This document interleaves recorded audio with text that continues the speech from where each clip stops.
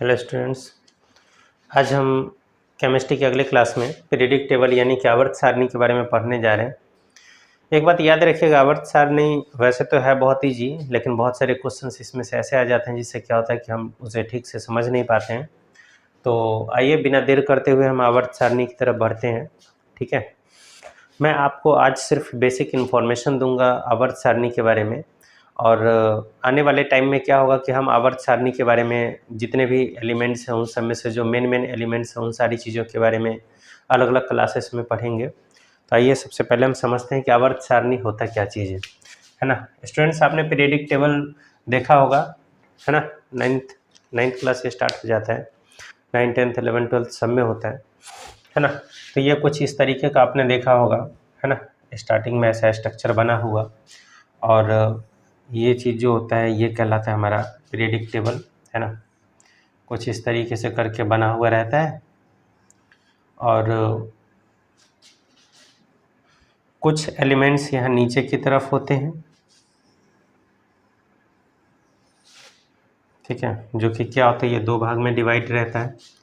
यहाँ पर भी क्या होता है, ये दो पार्ट्स में डिवाइड रहता है, और इस तरीके से करके यहाँ पर भी कई सारे पार्ट्स बने हुए रहते हैं, है ना। तो ध्यान से समझिएगा, इस तरीके से बना हुआ जो टेबल होता है वही हमारा कहलाता है पीरियडिक टेबल यानी कि आवर्त सारणी। मैं इसको बारी बारी से क्लासिफाइड कर देता हूँ आपको, है ना। तो इसे कहा जाता है एस ब्लॉक। ध्यान से समझिएगा, इसे क्या कहा जाता है, एस ब्लॉक, है ना। जिसमें से कि क्या होता है 1 और 2 वाले एलिमेंट्स आते हैं, ठीक है।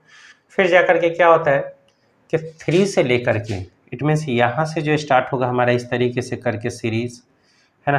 तो ये 3 4 डैश डैश डैश डैश, और ये हमारा कितना आ जाता है 12 आ जाता है ना, ठीक है। और उसके बाद फिर 13 से लेकर के डैश डैश डैश, और ये हमारा कितना आ जाता है 18 तक आ जाता है ना। याद रखिएगा स्टूडेंट्स, इसे एस ब्लॉक बोलते हैं, इसे हम पी ब्लॉक बोलते हैं, इसे हम क्या बोलते हैं, पी ब्लॉक बोलते हैं। और अगर मैं बात करूं तो ये कहलाता है डी ब्लॉक, है ना। और ये नीचे वाला जो दोनों होता है ये क्या कहलाता है, एफ ब्लॉक। बात समझ में आया कि नहीं। इट मीन्स ये जो है हमारा एस ब्लॉक है, ये पी है, ये डी है, और ये क्या कहलाता है, एफ कहलाता है। क्या डायरेक्ट ये पीरियडिक टेबल बन के आ गया, नहीं। तो सबसे पहले शुरुआत कहाँ से हुई, तो कई सारे साइंटिस्ट जो थे, कई सारे केमिस्ट जो थे, इन लोगों ने कोशिश किया पीरियडिक टेबल बनाने का। तो पीरियडिक टेबल आखिरकार है क्या चीज़, ये तो हमने ऐसा स्ट्रक्चर तो इसलिए देखा, इसलिए मैंने आपको बेसिक इंट्रोडक्शन में बता दिया कि ऐसा पीरियडिक टेबल होता है। बट सवाल ये उठता है कि पीरियडिक टेबल है क्या और क्यों बनाया गया इसे। बात समझ में आई कि नहीं। तो कुछ नहीं है, दुनिया में जितने भी एलिमेंट्स हैं, जितने भी तत्व हैं, तत्व के बारे में मैंने आपको बताया था, और यौगिक के बारे में बताया था। तत्व जो अकेला होता है, जैसे अगर हम बात करते हैं ना स्टूडेंट, जैसे सोडियम, तो सोडियम को अगर हम उठाएंगे तो इसका मतलब ये हो गया कि सोडियम के अंदर में सिर्फ और सिर्फ सोडियम का ही एटम होगा। बात समझ में आए कि नहीं। अगर हम सोडियम लेते हैं तो इस बात पे भरोसा रखें कि इसके अंदर में एक ही टाइप का एटम्स होगा, एक ही टाइप का जो होगा उसके अंदर में एटम्स होगा, अणु होगा। बात समझ में आए कि नहीं। तो हमें इस बात का ध्यान रखना है कि सोडियम जो है वो क्या है, वो एक एलिमेंट है, एक तत्व है। तत्व किसे कहा गया है, एलिमेंट्स किसे कहा गया है, जो कि क्या है, प्योर फॉर्म में पाया जाता है, यानी कि शुद्ध रूप में पाया जाता है। तो सोडियम कैसा है, ये क्या है, सोडियम का शुद्ध रूप है ना। बात समझ में आया कि नहीं। शुद्ध मतलब प्योर फॉर्म है, क्लियर है। इसमें और कुछ मिक्स हो ही नहीं सकता है ना। ये बिल्कुल शुद्ध रूप होगा, तो इसे हम क्या बोलेंगे, एलिमेंट बोलेंगे। अगर मैं आयरन की बात करता हूँ, लोहे की बात करता हूँ, तो वो भी कैसा होगा, तो वो भी अगर बिल्कुल पूरी तरीके से अगर शुद्ध है, सिर्फ लोहा है, तो इसका मतलब क्या हो गया, वो एलिमेंट हो गया। और इन सारे एलिमेंट्स को एक जगह पे इकट्ठा करना, क्योंकि अब एक बात बताइए, बहुत सारे एलिमेंट्स खोजे जा रहे हैं अकॉर्डिंग टू टाइम। अब क्या हो रहा है, सारे के सारे एलिमेंट्स को अगर हम अलग अलग पढ़ना शुरू कर दें तो मुझे लगता है कि याद करते करते बहुत सारा टाइम हमारा चला जाएगा। तो हम क्या करते हैं, उसको एक सीक्वेंस में अरेंज कर लेते हैं ना, एक प्रॉपर वे में अरेंज कर लेते हैं, और इसी अरेंजमेंट को कहा गया है आवर्त सारणी। इसी अरेंजमेंट को क्या कहा गया है? आवर्त सारणी यानी कि पीरियडिक टेबल। जितने भी एलिमेंट्स हैं उसको उनके गुणों के आधार पर एक जगह पे इकट्ठा करने की कोशिश की गई शुरुआत में। बात समझ में आया कि नहीं? तो सबसे पहले शुरुआत एक्चुअली हुई कहाँ से? तो समझिएगा ध्यान से कि सबसे पहले जो था कि जो सबसे पहली कोशिश थी वो थी, जो मतलब कि बोल सकते हैं क्या कि सबसे पहले पीरियडिक टेबल बनाने की जो कोशिश की थी वो एक केमिस्ट थे, उनका नाम था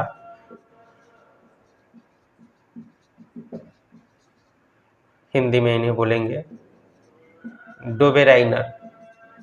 तो सबसे पहली कोशिश किसने की थी? डोबेराइनर ने की थी। याद रखिएगा डोबेराइनर ने क्या किया था कि सारी जितने भी एलिमेंट्स थे, हाँ एक बात और, जब डोबेराइनर ने सबसे पहला पीरियडिक टेबल बनाने की कोशिश की उस दौरान कितने एलिमेंट्स थे? तो याद रखिएगा 33 एलिमेंट्स, यानी कि 33 तत्व थे। बात समझ में आई कि नहीं? तो 33 तत्व थे। उन्होंने क्या किया? इन सारे 33 एलिमेंट्स को अरेंज करने का कोशिश किया। बात समझ में आया कि नहीं?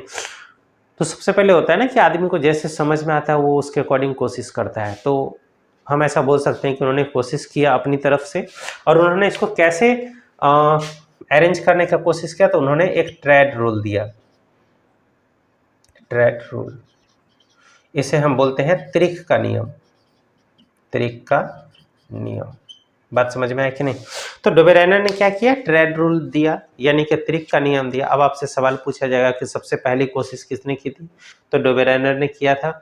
और उस टाइम में एलिमेंट्स कितने थे, है ना? क्वेश्चन देखिए, मेन चीज हमारा है क्वेश्चन आउट होना चाहिए।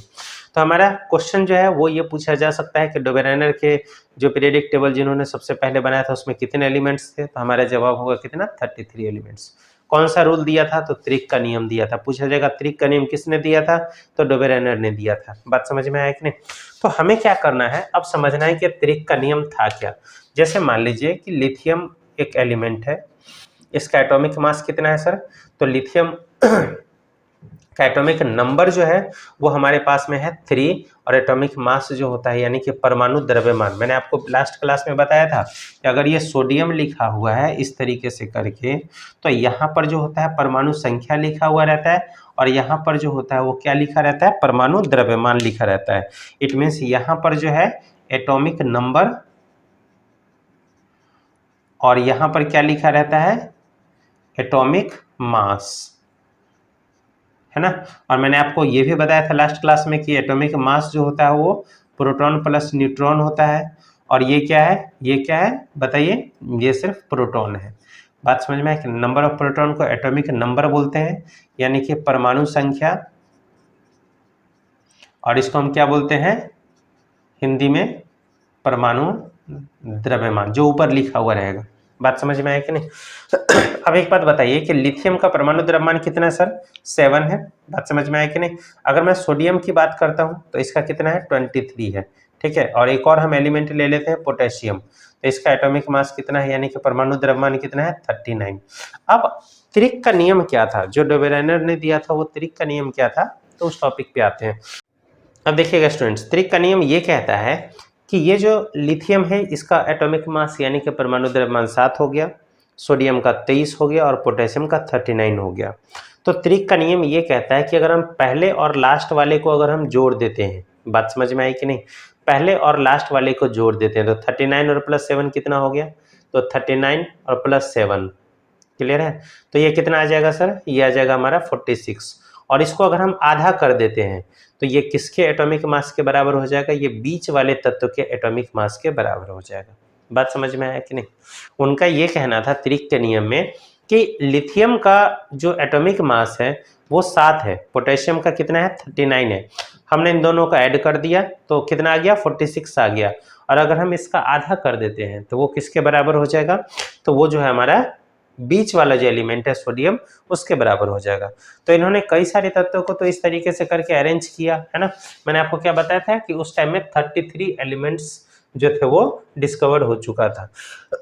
बात समझ में आया कि नहीं? तो उन्होंने जो रूल दिया वो कुछ हद तक तो ठीक था, कुछ एलिमेंट्स के लिए ठीक था, लेकिन क्या था? सारे एलिमेंट्स के लिए ये सही नहीं था। बात समझ में आया कि नहीं? सारे एलिमेंट्स के लिए ये सही नहीं था। क्लियर है? एक बात और याद रखिएगा कि डोबेराइनर का जो त्रिक नियम था ये सबसे पहली कोशिश थी, और पहली कोशिश देखिए साइंस एक्सपेरिमेंट का चीज़ है, और पहली कोशिश जो थी वो बहुत ज़्यादा सक्सेस नहीं हुई। क्लियर? इसलिए इनको फादर ऑफ पीरियडिक टेबल नहीं कहा जा सकता है। बात समझ में आया कि नहीं? तो लेकिन डोबेराइनर ने सबसे पहली कोशिश की थी। चलिए अब हम आगे बात करते हैं इसके बाद। इनमें त्रिक का नियम क्या है वो समझ में आ गया है कि नहीं? आपको कन्फ्यूज नहीं होना है और इसको बढ़िया से समझते चलिएगा, ठीक है? फिर इसके बाद जैसे ही डोबेराइनर समय बीतता चला गया, डोबेराइनर मर गया और उसके बाद फिर कोई दूसरा आया होगा, और कोई दूसरा आता है तो वो उन सारी चीज़ों पे एक्सपेरिमेंट करता है। बात समझ में आया कि नहीं? तो वैसे ही जब डोबेराइनर चले गए उसके बाद फिर आए न्यूलैंड्स। क्या नाम था? सेकेंड जो थे वो कौन थे? वो थे न्यूलैंड्स।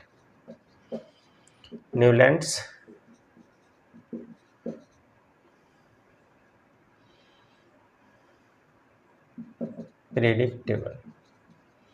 तो न्यूलैंड्स जो पीरियडिक टेबल दिए तो उस टाइम तक जब डोबेराइनर मर गए उसके बाद फिर न्यूलैंड्स आए। न्यूलैंड्स ने जब उस टेबल को थोड़ा सा और अरेंज किया, और न्यूलैंड्स ने कैसे अरेंज किया ध्यान से समझिएगा। तो उन्होंने क्या किया, 56 एलिमेंट थे उस टाइम में। कितने थे?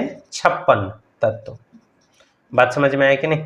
तो इसका मतलब यह हो गया कि डोबेराइनर ने जब अपना पीरियडिक टेबल बनाया तो उन्होंने क्या किया, उन्होंने 7 तत्वों को एक साथ रखा, और उन्होंने ये बताया कि जैसे संगीत का जो स्वर होता है सा रे गा मा पा धा नी सा, तो पहला वाला जो तत्व था उसका गुण 7वें तत्व से मैच करता है।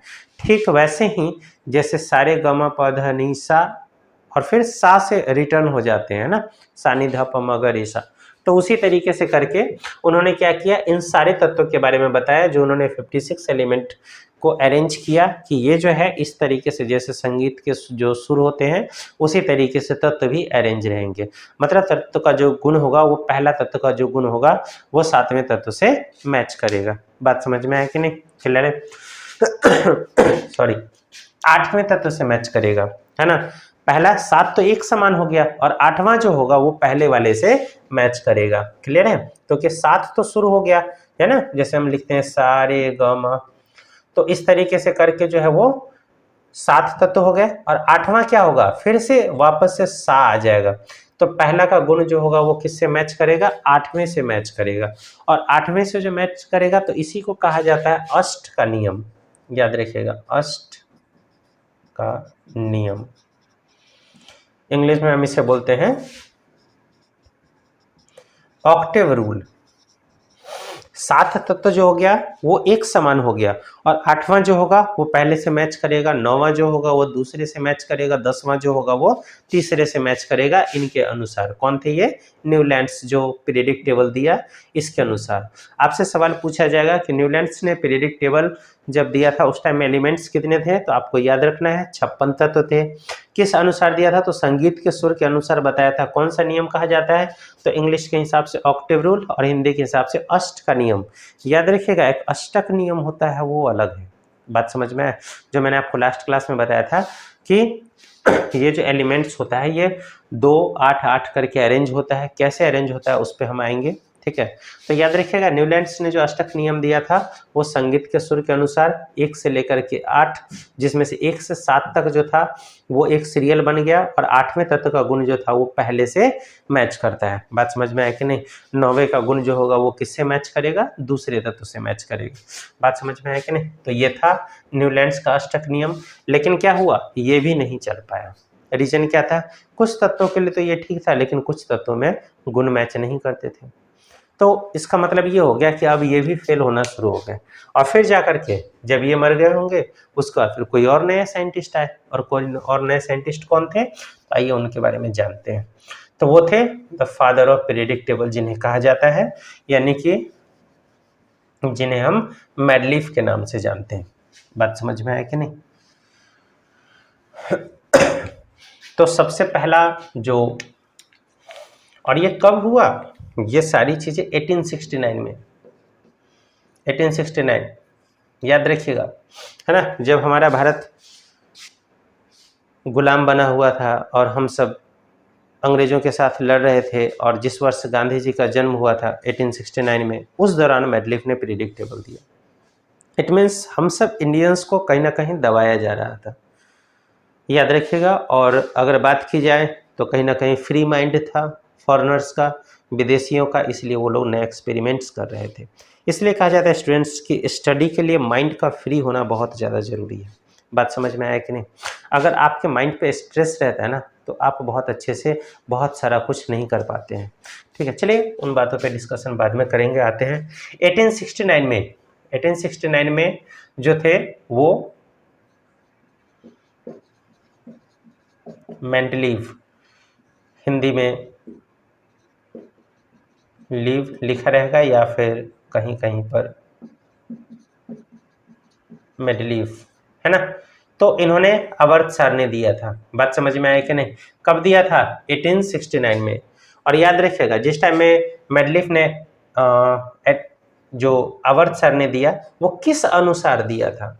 बात समझ में आया कि नहीं? अगर आपसे सवाल पूछा जाता है कि मेडलीफ ने जो आवर्त सारणी दिया, मॉडर्न पीरियडिक टेबल तो किसी और ने दिया, जो मेडलीफ ने आवर्त सारणी दिया वो किसके अनुसार दिया था? तो याद रखिएगा इन्होंने तत्वों को परमाणु द्रव्यमान, याद रखिएगा क्या बोलते हैं उसे हम? Atomic mass. तो इन्होंने क्या किया था? एटॉमिक मास,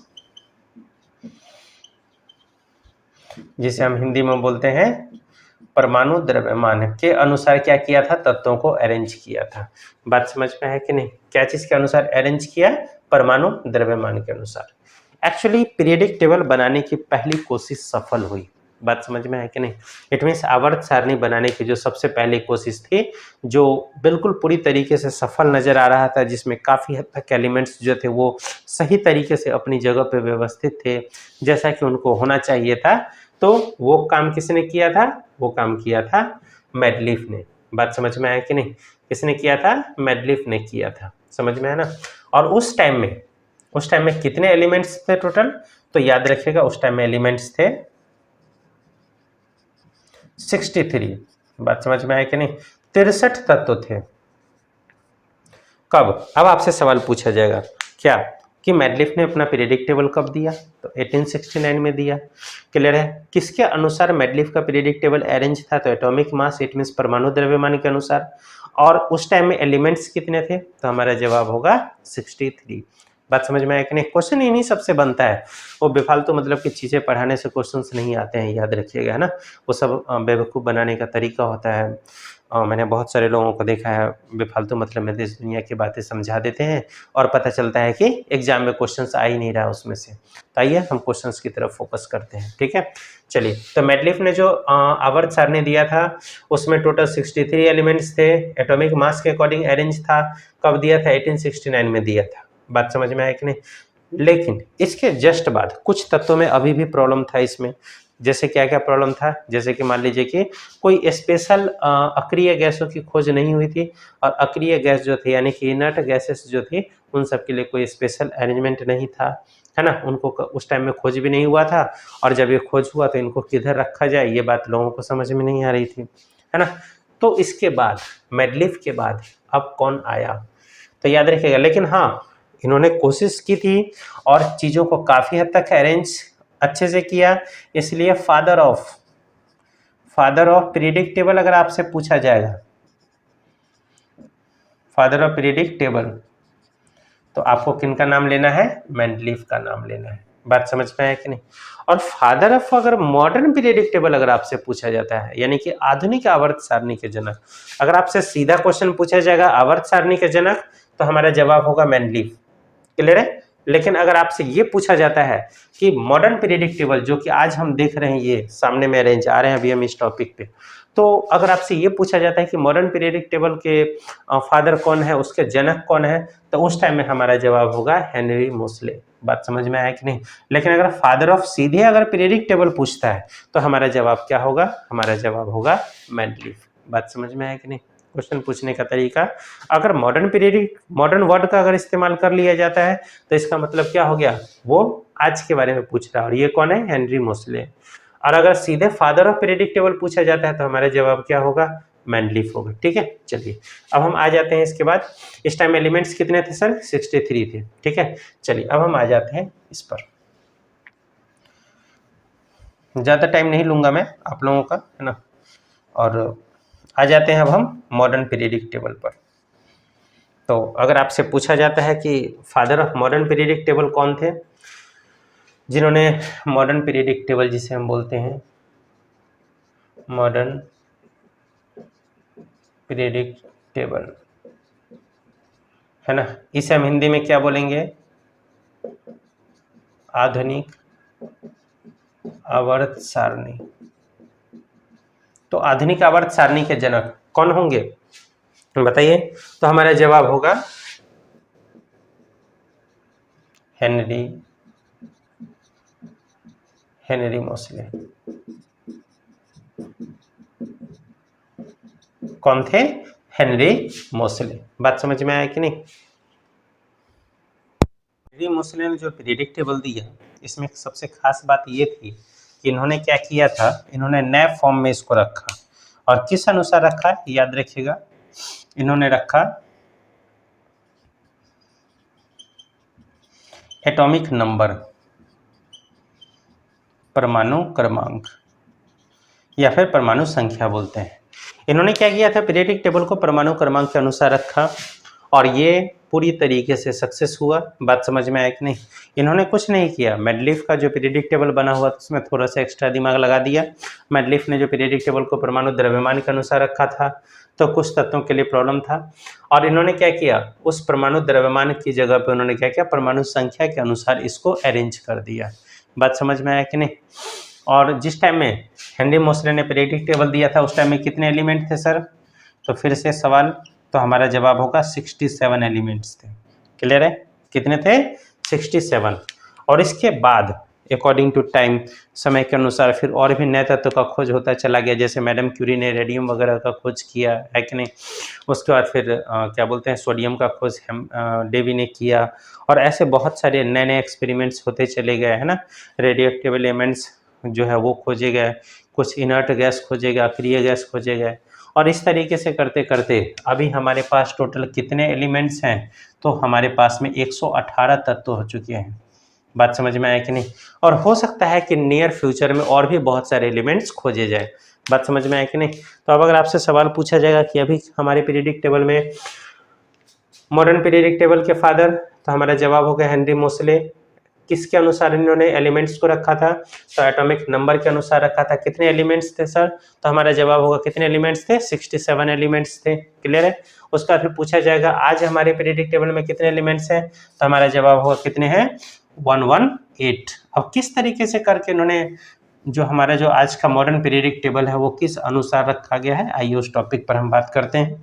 ठीक है, अब समझिएगा ध्यान से कि किस किस तरीके से करके इसको डिस्ट्रीब्यूट किया गया है ना, इसको अलग अलग क्लासीफाई किया गया है, उन सब चीज़ों पे अब हम बात करते हैं। ठीक है ना। एटॉमिक मास और एटॉमिक नंबर तो आपको समझ में आ चुका है ना।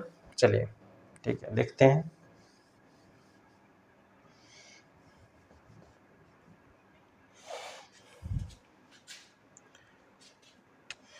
याद रखिएगा स्टूडेंट्स, डी ब्लॉक जो होता है यानी कि एस ब्लॉक जो होता है, इसको दो वर्ग में होता है ना।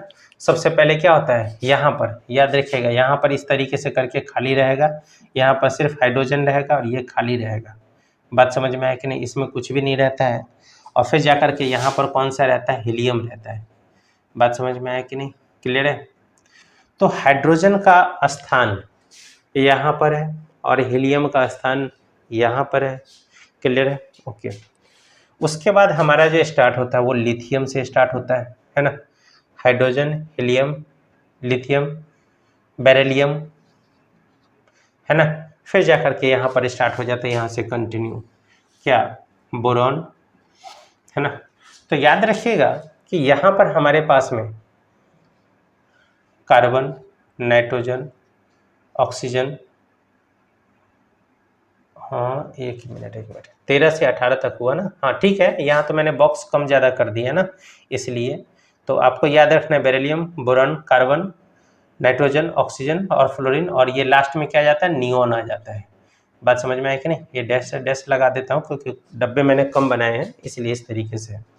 चलिए अब हम किसको क्या बोलते हैं, है ना, किस वाले को क्या बोलते हैं, कौन से कॉलम को, कौन से रो को, और रो और कॉलम जो इस तरीके से फॉर्म हो रहा है इसको हम क्या बोलते हैं, उन सब टॉपिक पे अब हम बात करते हैं। ठीक है, चलिए सबसे पहले तो हम बात करते हैं कि ये जो पीरियडिक टेबल है हमारा modern periodic table atomic number के अकॉर्डिंग बना है। इसमें तत्व है ना, तत्व हैं सारे के सारे, और ये तत्व में कौन कौन से तत्व किन किन कौन कौन से हो सकते हैं अगर हम बात करते हैं तो हमें पता है कि तत्व जो होता है वो 3 टाइप का हो सकता है। कौन कौन सा हो सकता है, तो सबसे पहले हो सकता है मेटल, है ना, मेटल यानी कि धातु। फिर आ जाएगा नॉन मेटल, जिसे हम क्या बोलेंगे, उपधातु। ठीक है, और उसके बाद फिर तीसरा हमारे पास क्या आ जाएगा बताइए, तो हमारे पास पहला आ गया मेटल, दूसरा आ गया नॉन मेटल, और तीसरा आ गया उपधातु यानी कि मेटेलॉइड्स।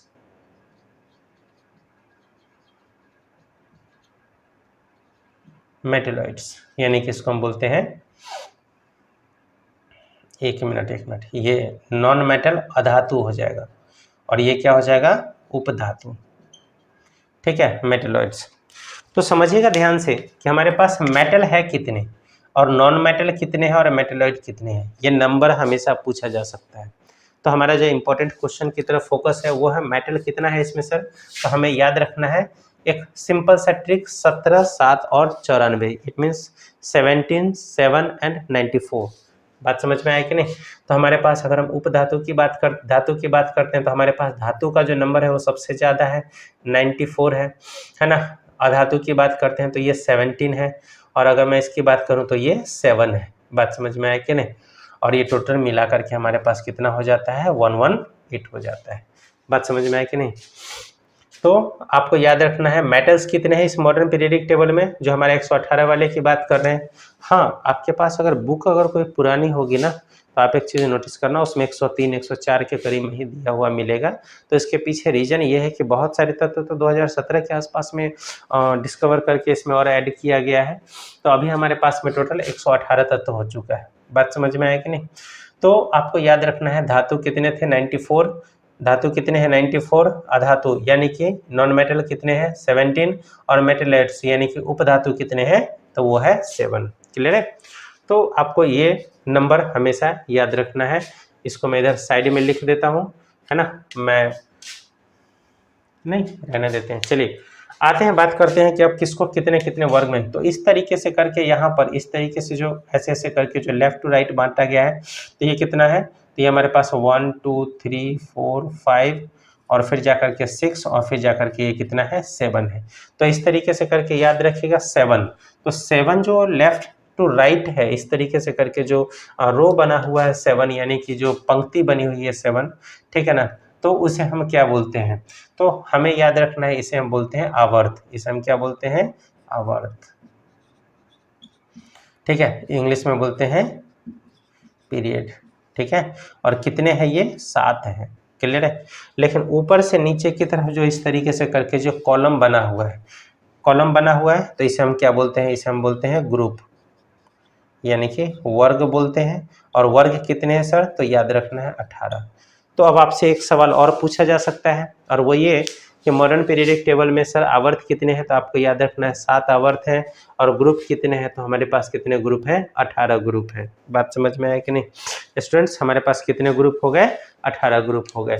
इट मीन्स ये जो होता है हमारे पास पीरियडिक टेबल का, ये हमारे पास में 7 आवर्त और 18 वर्ग यानी कि 7 पीरियड एंड 18 ग्रुप में इसको डिवाइड कर दिया गया है। बात समझ में आया कि नहीं। अब मैं सबका बारी बारी से आपको बताता हूँ कि इसका कहाँ कहाँ क्या क्या नाम है। दूसरी बात, पहले पीरियड में यानी कि पहले आवर्त में सिर्फ 2 ही तत्व हैं, पहला यहाँ पर हाइड्रोजन है और दूसरा वहाँ पर एलिमेंट है, हीलियम। अच्छा एक बात और, अगर आपसे ये पूछा जाएगा कि सबसे पहला तत्व कौन सा है, तो हमारा जो है याद रखिएगा फर्स्ट एलिमेंट जो है वो क्या है, हाइड्रोजन है। पहला कौन सा है, तो आपको याद रखना है पहला जो तत्व होगा वो क्या है, हाइड्रोजन। ठीक है, बात समझ में आया कि नहीं। और 118वां कौन सा है, 118th अगर आपसे पूछा जाता है तो आपसे याद रखना ऑर्गेनाइजेशन। ठीक है, इसे हम हिंदी में क्या बोलेंगे, ऑर्गेनेशन।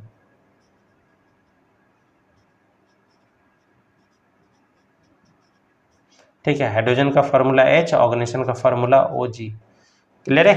तो आपको याद रखना है, पहला तत्व कौन सा है मॉडर्न पीरियोडिक टेबल का, तो हाइड्रोजन, और 118वां तत्व कौन सा है, तो ऑर्गेनेशन। ठीक है, चलिए अब मैं आपको बताता हूं कि हर एक पीरियड्स में कितने कितने एलिमेंट्स रखे गए हैं। तो ये तो आपको याद होगा कि 7 आवर्त हैं। ठीक है, चलिए मैनेज भी करते चला जाना, स्पेस हमारे पास थोड़ा सा कम है पीरियोडिक टेबल के अकॉर्डिंग। चलिए, तो आपसे अगर मैं पूछूंगा कि पहले एलिमेंट, पहले जो आवर्त है, पहला जो पीरियड है उसमें कितने एलिमेंट है, तो 2 है।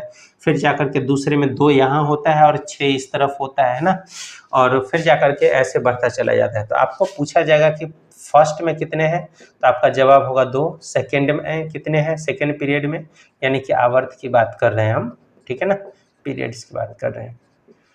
तो सेकेंड वाले में कितने हैं, तो 2 के बाद कितने हैं, 8 हैं, 2 यहाँ पर और 6 यहाँ पर। क्लियर है, यानी कि एस में 2 और पी ब्लॉक में 6।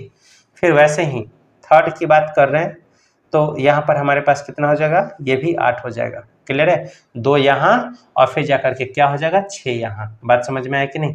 और उसके बाद चौथे से जो होगा वो इसके साथ शामिल हो जाता है पूरा, ये थोड़ा और ऊपर होगा, यहाँ से कुछ इस तरीके से करके डी ब्लॉक जो होता है वो शामिल होना शुरू हो जाता है ना।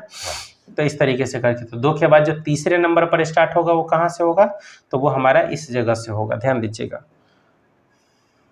तीसरे नहीं चौथे से। ठीक है ना, 3 तक तो यहीं पर है, 2 ये हो गया फिनिश, 3 ये हो गया फिनिश, है ना, और 4 जो होगा हमारा यहाँ से स्टार्ट हो जाएगा और इसके साथ में ये चलेगा ये। ठीक है, डी ब्लॉक जो होगा वो चल जाएगा साथ के साथ में। क्लियर, चलिए ध्यान दीजिएगा स्टूडेंट्स। तो अगर मैं आपसे पूछूंगा फोर्थ पीरियड में कितने होंगे, तो 2 8 8 और उसके बाद कितना हो जाता है, 18। क्यों, क्योंकि ये भी यहाँ से 3 से लेकर के 12 तक जो था ये भी इसमें शामिल हो जाएगा, है कि नहीं। तो हमारे पास जो था 2, फिर यहाँ 6 और फिर यहाँ पर जो था 8 हो गया और 10 इसके बीच में आ गया, है कि नहीं। तो हमारे पास कितना हो गया, 18। फिर फिफ्थ में अगर आपसे पूछा जाएगा तो ये भी कितना हो जाएगा, 18।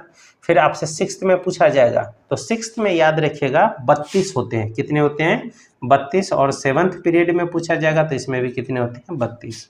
और इसलिए जो इसको अरेंज करने का जो तरीका होता है, व्यवस्थित करने का तरीका होता है, वो कुछ इस तरीके से लिखा जाता है, 2 8 8 फिर जाकर के 18 18 फिर 32 और फिर 32। अब एक बात बताओ, आपको ऐसा नहीं लग रहा है कि 32 इसके बीच में कहाँ अरेंज हो जाएंगे, जबकि हमारे पास वर्ग कितना है, टोटल 18 ही है। तो याद रखिएगा कि 18 के अलावा जो नीचे वाला जो ये एफ ब्लॉक होता है ना, तो ये एफ ब्लॉक में भी आकर के यहाँ पर अरेंज रहता है हमारे पास में एलिमेंट्स। बात समझ में आया कि नहीं। तो कितना रहता है, 18 यहाँ पर हो गया और 14 यहाँ पर हो गया। बात समझ में आया कि नहीं। इसमें कितने एलिमेंट्स होते हैं, तो इसमें 14 एलिमेंट्स होते हैं। और फिर जाकर के इसमें भी कितने होते हैं, 14 एलिमेंट्स होते हैं। ठीक है, अब इसका नाम भी अलग अलग है, आते हैं उस टॉपिक पर। ठीक है, तो समझिएगा 18 यहाँ पर हो गया है ना, 6th और 7th में, और 14 यहाँ पर इसी से जुड़ा हुआ है, इसी से ये कनेक्टेड है। बात समझ में है ना। तो क्या किया गया, कुछ एलिमेंट्स को यहाँ रखा गया है सीरियली और कुछ को यहाँ रख दिया गया, और फिर उसके बाद वाले को फिर से यहाँ से अरेंज कर दिया गया है यहीं से। फिर वैसे ही इसमें भी है ना, एफ में भी लेंथेनाइड और एक्टिनाइड सीरीज होता है। ठीक है, तो क्या किया गया, इस तरीके से करके अरेंज किया गया। इसलिए छठे और सातवें आवर्त में यानी कि 6th और 7th पीरियड में कितने एलिमेंट्स गिने गए हैं, 32 एलिमेंट्स गिने गए हैं। बात समझ में आए कि नहीं। अब आपसे क्वेश्चंस क्या क्या पूछा जाएगा, क्वेश्चंस पूछा जाएगा पहले आवर्त में कितने एलिमेंट्स होते हैं, दूसरे में, तीसरे में, चौथे में, पांचवें में, छठे और सातवें में। आपको ये सारा जवाब देना है ना, 2 8 8 18 18 32 32। ठीक है, क्लियर है। कैसे अरेंज किया जाता है, कैसे इसकी गिनती की जाती है, वो भी हम आगे की क्लासेस में देखेंगे। अभी मैं सिर्फ आपको एक बेसिक इंट्रोडक्शन दे रहा हूँ कि पीरियोडिक टेबल किस तरीके से करके होता है और क्या क्या होता है। चलिए, तो मैं इसको 2 मिनट के लिए इरेज कर देता हूँ। मेटल्स, नॉन मेटल्स, ये सब जरा आप नोट कर लीजिए 2 मिनट, फिर मैं इस सबको इरेज कर देता हूँ। ठीक है, चलिए स्टूडेंट्स, तो आपने इसे नोट कर लिया होगा। अब मैं इस कुछ चीज़ों को मिटा देता हूँ, फिर मैं आपको और आगे की चीज़ें बता रहा हूँ। ठीक है, चलिए, ये भी number of metals, non metals मिटा देता हूँ क्योंकि कुछ चीज़ें और बतानी है इसलिए। ठीक है ना, आपको सारा अरेंजमेंट समझ में आ गया।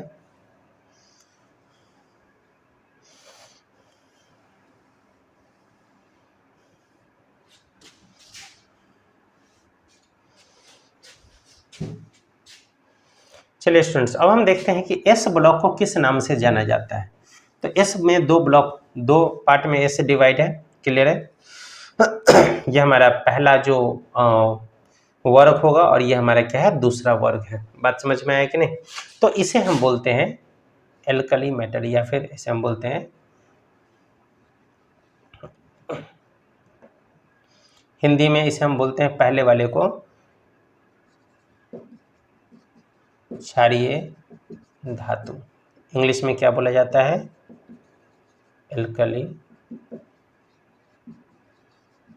Alkali metals. अगर आपसे पूछा जाएगा क्षारीय धातु किसे कहा जाता है, तो पहले वर्ग को, पहले वाले वर्ग को क्या कहा जाता है, यानी कि पहला वाला जो हमारा ग्रुप है इसे क्या कहा जाता है, क्षारीय धातु। और ये क्या कहलाता है, एल्कली मेटल्स। और ये क्या कहलाता है, इसे कहा जाता है एल्कली अर्थ मेटल्स। बात समझ में आया कि नहीं। इसे क्या कहा जाएगा, 2 नंबर वाले को, दूसरे ग्रुप को क्षारीय मृदा धातु। बात समझ में आए। तो क्वेश्चन हमारा क्या बनता है, यहाँ पर हमारा क्वेश्चन बनेगा कि क्षारीय धातु किसे कहा गया है। तो क्षारीय धातु यानी कि पहले ग्रुप को क्षारीय धातु कहा गया है और दूसरे ग्रुप को क्या कहा गया, क्षारीय मृदा धातु। स्टूडेंट्स, आपको याद होगा कि हमारा क्षार क्या होता है और अम्ल क्या होता है। तो इस बारे में 2 मिनट में कुछ बातें और बताता हूँ, फिर हमारा अम्ल क्षार का टॉपिक आएगा तो वहाँ डीपली पढ़ेंगे कि जितने भी मेटल्स होते हैं ना,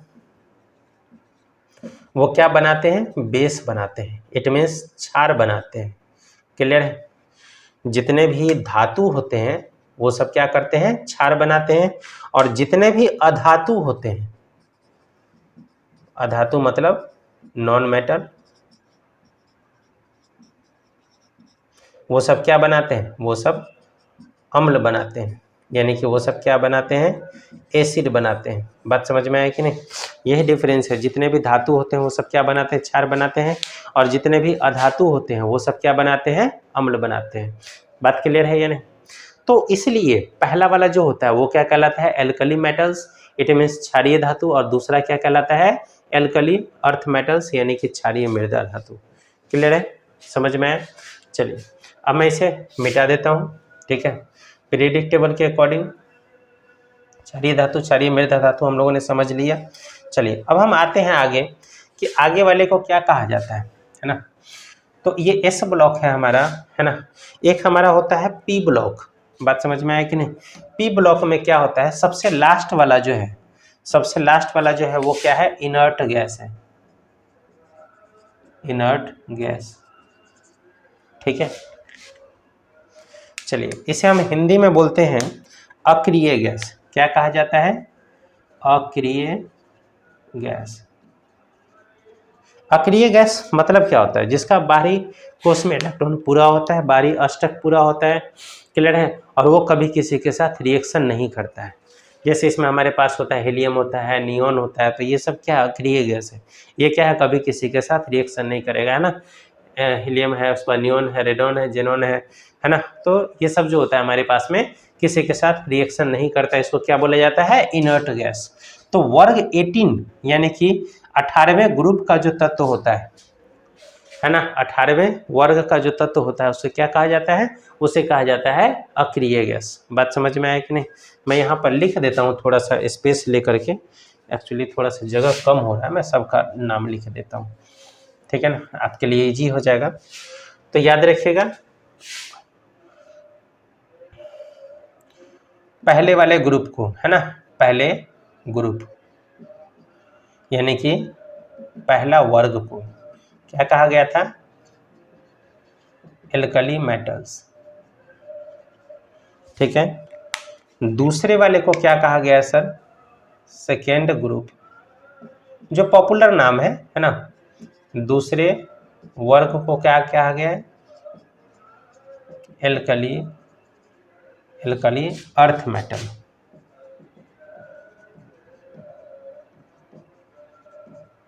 यानी कि इसे हम बोलते हैं, क्या बोलते हैं इसे हम बोलते हैं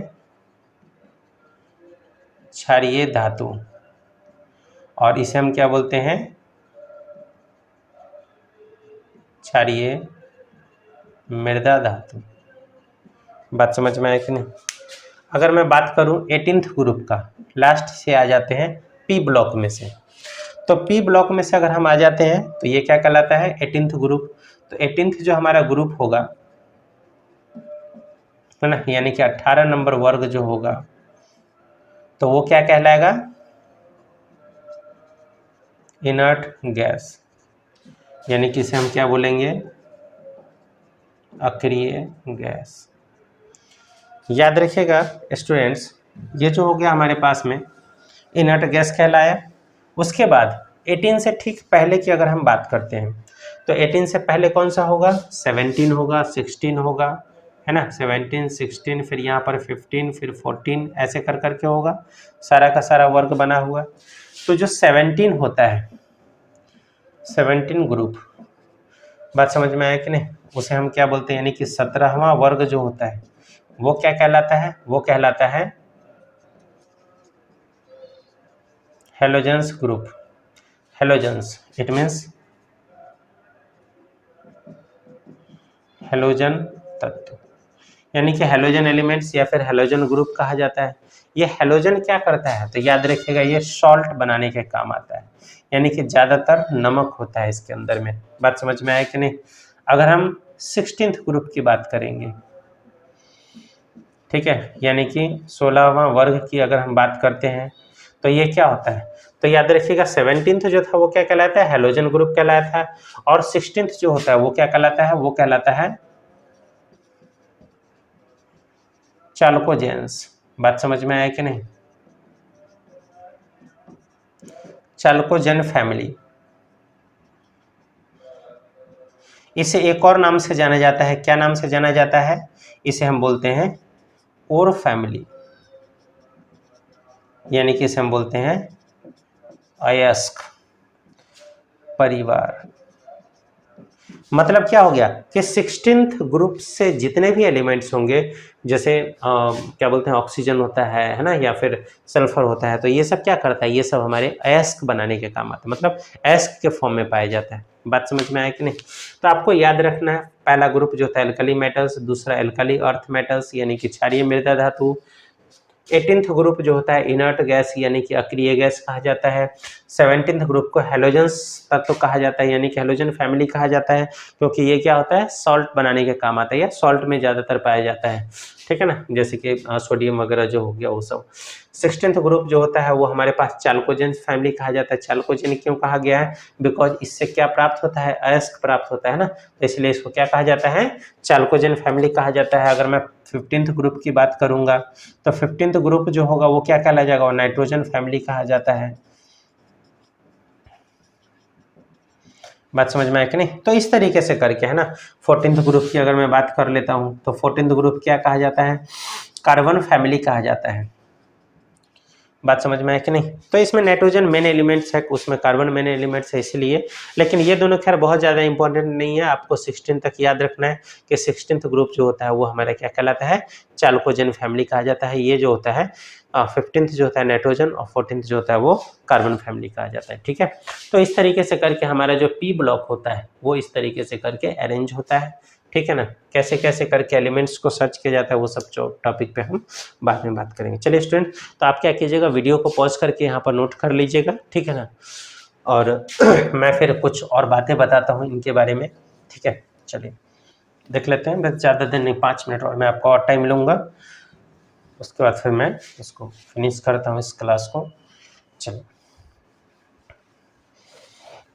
अब हम बात करते हैं कि जो हमारा डी ब्लॉक था, स्टूडेंट्स आपको याद होगा यहाँ से यहाँ तक इस तरीके से करके हमारे पास डी ब्लॉक था, और इस तरीके से करके ये ऐसे अरेंज था, है ना।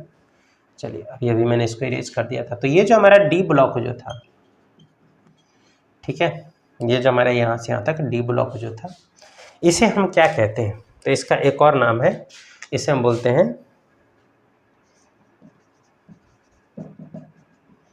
ट्रांजिशन मेटल्स, यानी कि इसे हम क्या बोलते हैं, संक्रमण तत्व। बात समझ में आया कि नहीं। डी ब्लॉक को क्या बोला जाता है, संक्रमण तत्व। संक्रमण तत्व क्यों बोला जाता है, ये संक्रमण वर्ड का मतलब क्या, हम सब रट लेते हैं बहुत बार कि संक्रमण तत्व बोला जाता है, डी ब्लॉक को संक्रमण तत्व बोला जाता है। लेकिन संक्रमण तत्व का मतलब क्या होता है? तो संक्रमण तत्व का मतलब होता है कि जिसकी, यहां पर मैं लिख देता हूं, जिसकी संयोजकता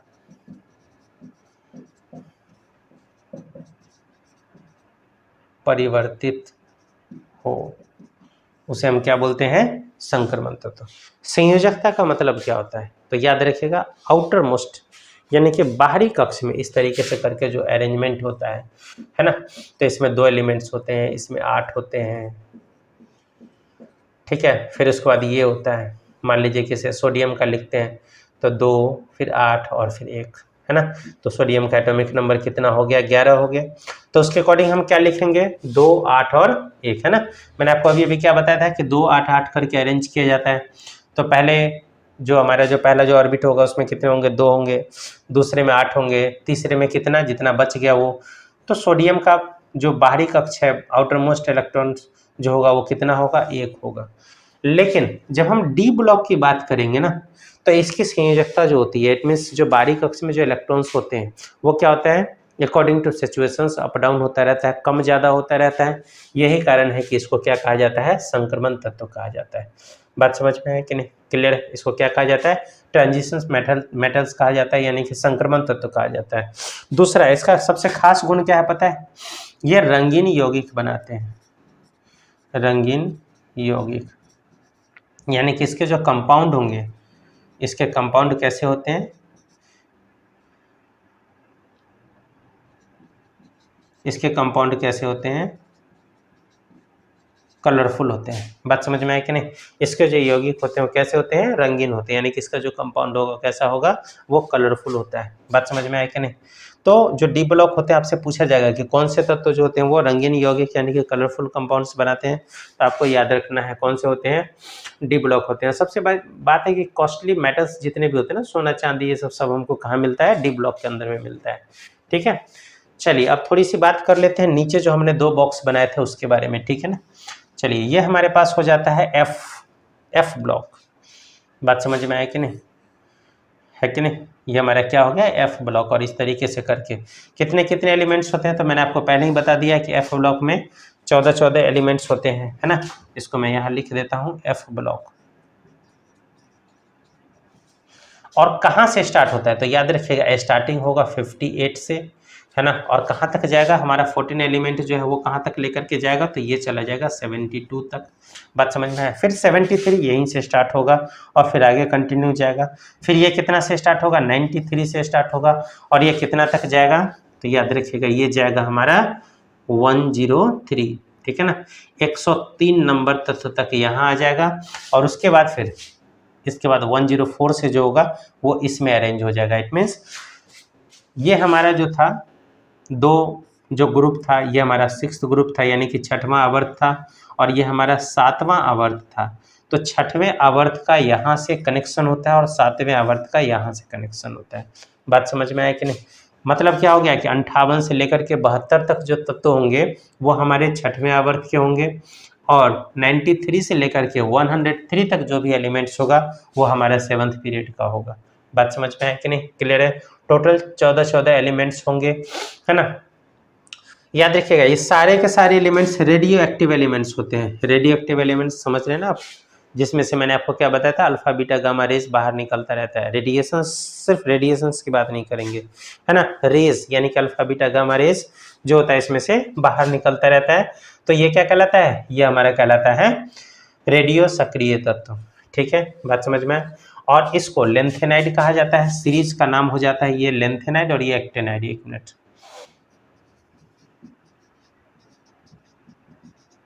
लेंथेनाइड और ये कहलाता है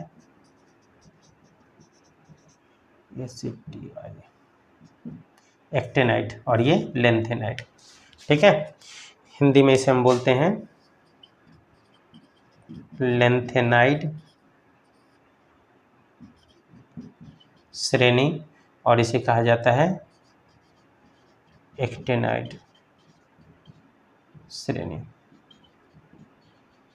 बात समझ में आया कि नहीं? इसे क्या कहा जाएगा? एक्टेनाइड श्रेणी, ठीक है। तो स्टूडेंट्स ये था हमारे पीरियडिक टेबल के बारे में बेसिक इन्फॉर्मेशन।